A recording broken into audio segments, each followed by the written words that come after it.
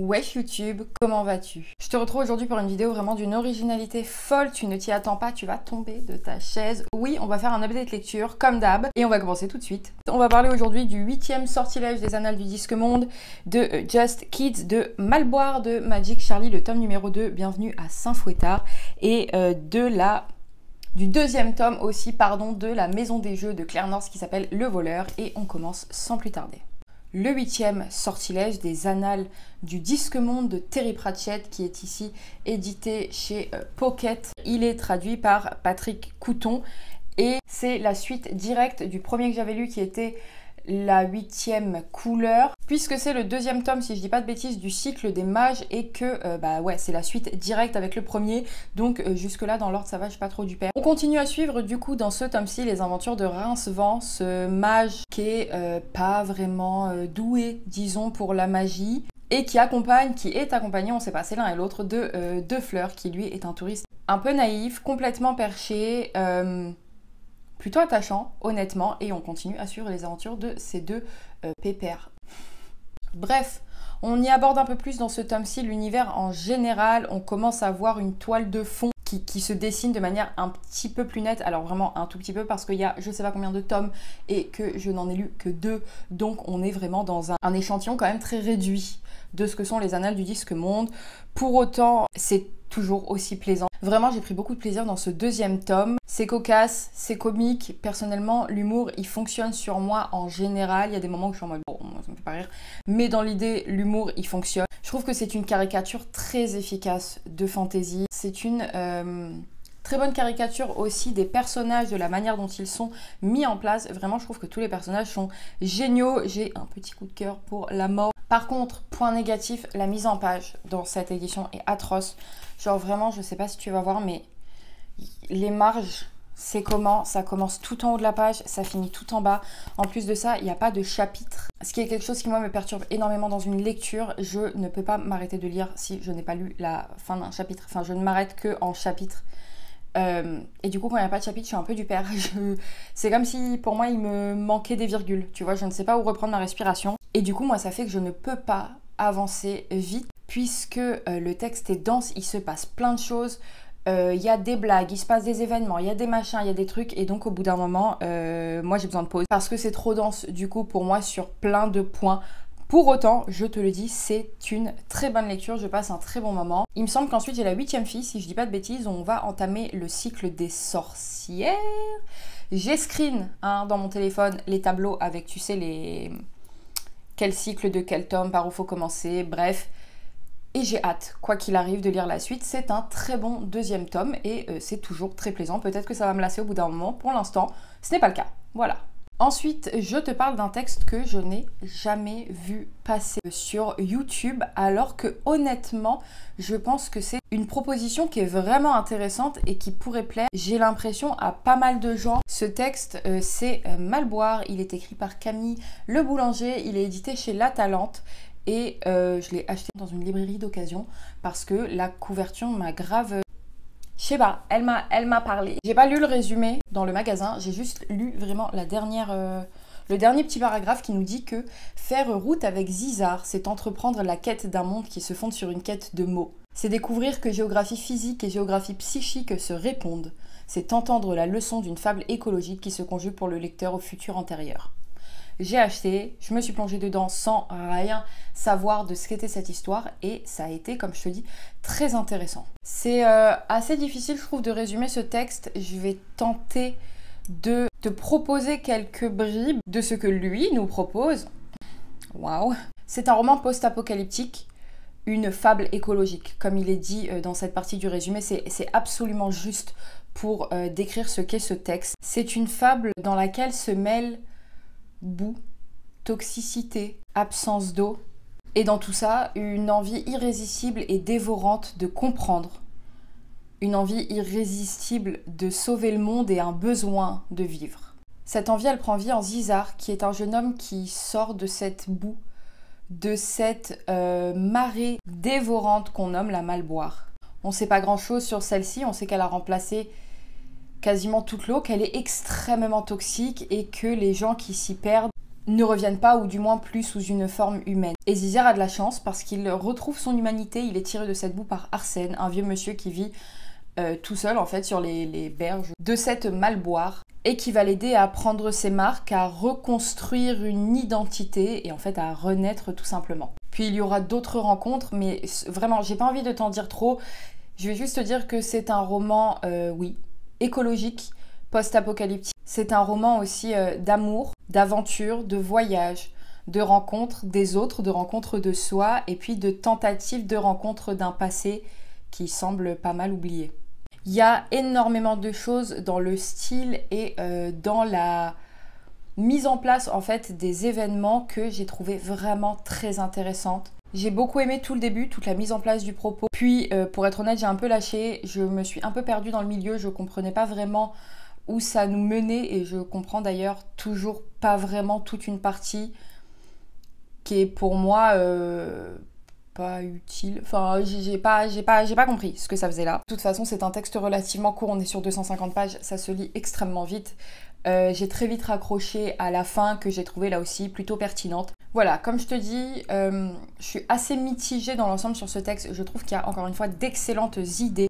Je trouve que beaucoup de choses y sont très bien faites, et il y a pas mal d'originalité sur beaucoup de points. Bon, comme je te dis, moi à des moments j'ai été un petit peu perdue. Par ailleurs, je trouve que c'est un texte qui mériterait à être plus lu, parce que les points positifs le sont vraiment, et je pense qu'il peut parler à beaucoup de gens. Et alors, mention spéciale, quelle jolie plume! Chapeau bas, monsieur, c'est très très très bien écrit. C'est pour ça que pour moi, on est beaucoup plus dans la fable et dans le conte presque qu'autre chose, parce que la plume est jolie comme tout. Elle est très poétique, elle est à la fois, c'est marrant, mais noire à des moments, naïve à d'autres, parce que Ziza redécouvre le monde et il est un peu comme un enfant qui juste absorbe des informations. À d'autres, elle est très onirique, la plume est vraiment, vraiment très intéressante. Bref, c'est un roman un peu mitigé, mais je tenais quand même à en parler parce que, comme je te dis, je pense qu'il peut plaire à beaucoup de gens. Et malgré tout, je trouve que c'est un texte qui, comme je te l'ai dit, mérite qu'on en parle un peu plus. Voilà. Ensuite, j'ai écouté en livre audio le tome 2 de Magic Charlie qui s'appelle du coup Bienvenue à Saint-Fouettard, qui est toujours écrit par Audrey Alouette. Il y a un truc qui me chatouille. Ah bah c'est moi-même.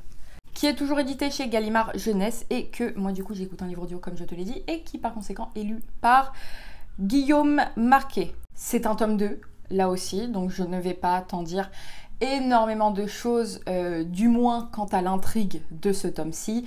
Je t'ai déjà parlé ici de Magic Charlie, je t'ai déjà parlé du premier tome et de l'amour que j'ai pour cette saga jeunesse qui s'est absolument confirmée ici avec ce deuxième tome.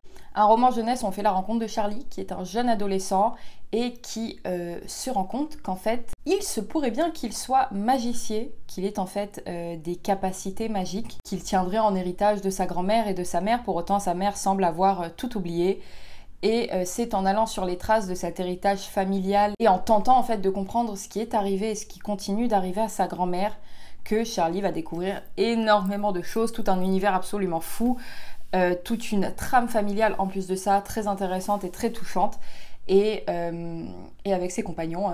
Bref, il va partir dans des aventures, c'est absolument génial. Ça avait déjà été le cas, comme je te dis, pour le premier tome, et le deuxième n'a fait que confirmer mon coup de cœur, en fait, pour Magic Charlie. C'est intelligent, c'est touchant, c'est palpitant, ça traite de sujets avec beaucoup de sensibilité, et je trouve là aussi une grande finesse, même quand on traite de sujets qui sont douloureux, qui sont violents, qui sont beaucoup plus difficile en fait. Rien n'est laissé au hasard, et puis c'est palpitant, on est captivé en permanence, on a envie de savoir ce qui se passe, ce qui va arriver. C'est, comme je te dis, et magique et en même temps sombre à d'autres moments. Ça n'a rien à envier à bien des sagas de réalisme magique jeunesse. Je trouve que les thèmes abordés, comme je te dis, sont impactants. L'univers est tellement bien fait parce qu'il n'est pas trop, il est juste ce qu'il faut. C'est une construction qui est vraiment, je te dis, c'est fin, c'est intelligent, c'est touchant, et on ne peut qu'aimer cette saga là, vraiment. Toute notre petite bande là de personnages qui gravitent autour de Charlie sont tous tellement chouettes, on a envie de les aimer. Charlie, mais vraiment Charlie,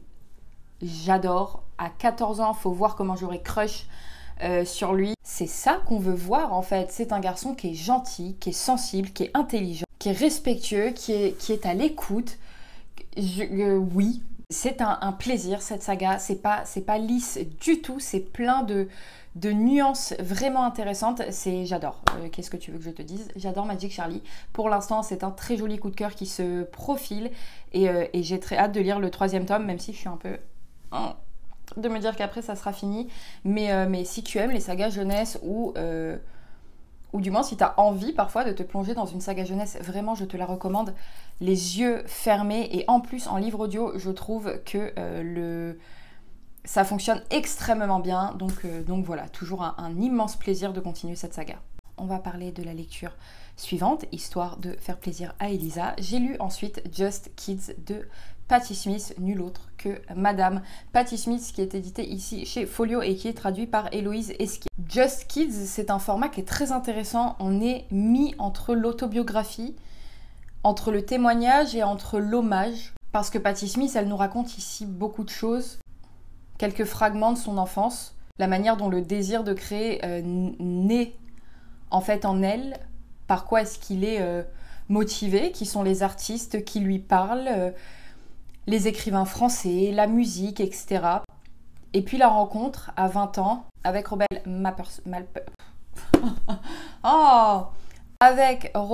Mapplethorpe, qui deviendra un photographe très reconnu dans les années 70. Et ils se rencontrent, comme je t'ai dit, à 20 ans à Brooklyn, et ils tombent fous amoureux. Et cet amour, il va dépasser le cadre romantique en fait. Ça va devenir quelque chose de bien plus grand pour eux. C'est quasiment des âmes sœurs. Puisqu'en fait, ils se nourrissent l'un et l'autre dans leur recherche artistique. Ils animent et ils raniment à des moments, chacun en l'autre, la flamme de la création. Ils deviennent un peu la muse pour l'un et l'autre. Ça fait beaucoup d'un et d'autre, mais tu as compris.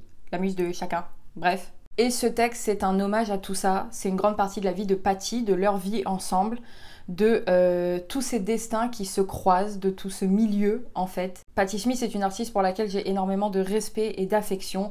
Et j'avais hâte de découvrir un de ses textes vraiment écrits. Et je suis absolument pas déçue. J'ai été très touchée, comme je te dis, par la construction identitaire de cette femme dans un milieu où, comment dire, qui je trouve est vachement marqué justement par un paradoxe assez fou, où et à la fois il faut correspondre à certaines attentes pour, mine de rien, rentrer dans les cases, dans ce qu'on attend de vous, et qui en même temps offre une telle liberté d'expression et de revendication du soi, où je trouve que c'est presque encore plus difficile de trouver son identité là où on est en mesure de la créer. Je sais pas si ça a du sens, mais bref, j'ai été très touchée par toute cette recherche-là du soi, et cette recherche qui du coup s'exprime et se matérialise à travers les arts, pardon.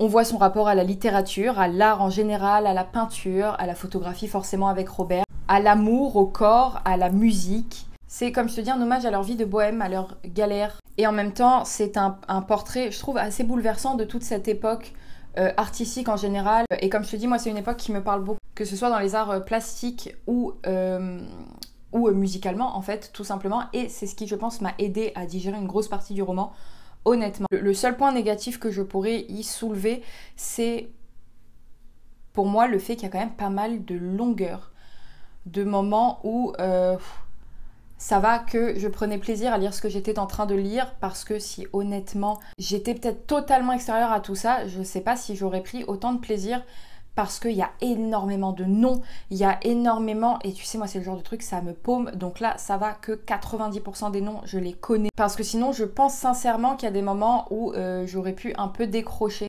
Mis à part ça, c'est un très beau texte, c'est triste, c'est douloureux, c'est à la fois tellement vivant et tellement inspiré que ça en devient inspirant, et pour ça j'ai beaucoup aimé ce texte. Je suis extrêmement contente de l'avoir lu aujourd'hui et pas quand j'avais genre 15-16 ans, parce que je pense qu'il m'aurait retourné. À 16 ans j'aurais pété mon crâne, vraiment, j'aurais été en mode ça devient mon livre absolument préféré de tous les temps, ça devient ma bible, je veux cette vie-là, je veux vibrer à ce point dans la création artistique. Aujourd'hui j'ai compris que pour moi l'art ne rimait pas forcément avec douleur et d'autres choses. Bref, je me perds comme d'habitude, mais je suis très contente d'avoir attendu et de l'avoir lu maintenant, parce que j'y ai choisi plein de choses que je vais laisser infuser en moi de manière peut-être plus distancée, mais pas pour autant moins impactante, mais tu vois, juste avec un peu plus de retenue et ouais, un petit peu plus de distance. À l'époque clairement ça m'aurait ravageax.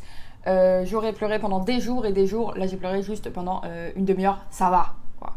Mais bref, je me suis éparpillée comme d'habitude. C'est un très très bon texte et je suis ravie de l'avoir lu. J'ai corné plein de pages et c'est un livre que je vais garder très précieusement quoi qu'il arrive dans ma bibliothèque. Le dernier livre dont je te parle aujourd'hui, c'est le deuxième tome de La Maison des Jeux de Claire North qui s'appelle Le Voleur, qui est toujours édité chez Le Bélial si je ne dis pas de bêtises et qui est traduit par Michel Pagel comme le premier. Là aussi, deuxième tome dont il va m'être difficile de te parler sans te spoil. Je vais revenir brièvement sur l'idée de La Maison des Jeux. La Maison des Jeux, c'est donc une trilogie où chaque tome va se passer dans une époque différente, à un endroit différent de la planète. Et dans cet univers qui est la Maison des Jeux, il y a quelque chose qui s'appelle la Haute Loge, si je dis pas de bêtises, il me semble que c'est la Haute Loge dans laquelle se jouent des parties de jeux. Oui, des jeux comme le tarot, qui était le cas dans le premier tome, la cache-cache ici.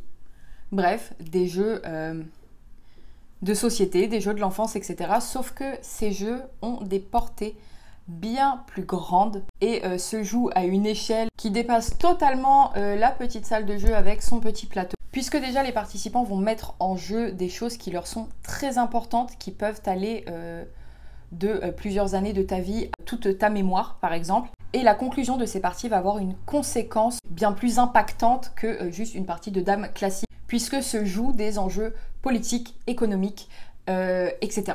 Bref, c'est brouillon, mais je pense que tu as compris. J'avais beaucoup aimé le premier tome.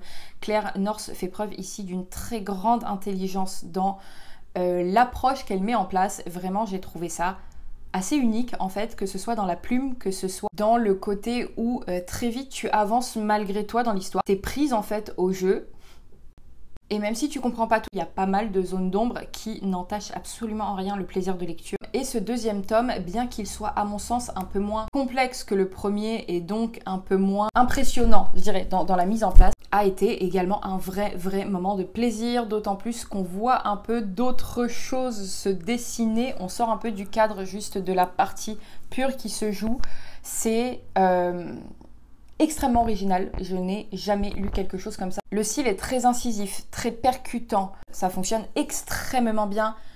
Tout fonctionne en fait, et moi qui ne connaissais absolument pas Claire North, là j'ai très hâte de lire le troisième tome. Je pense que je vais pas trop tarder à l'enchaîner pour ne pas trop me sortir de l'histoire, et ensuite j'ai très hâte de découvrir d'autres choses parce que pour moi c'est extrêmement intelligent. C'est tout pour aujourd'hui. J'espère, comme d'habitude, que ça t'a plu. J'espère que malgré le fait que je ne parle quasiment que de suite de saga, ce ne soit de 1 pas trop redondant et de 2 que ça t'ait donné envie, quoi qu'il, de les découvrir parce que vraiment, crois-moi, ça vaut le détour. Comme d'habitude, si tu as lu un de ces livres, n'hésite pas à me donner ton avis dessus. N'hésite pas aussi à me dire ce que toi tu es en train de lire. Merci d'avoir passé ce moment en ma compagnie. Je te retrouve très bientôt pour de nouvelles aventures et d'ici la prochaine fois, prends bien soin de toi.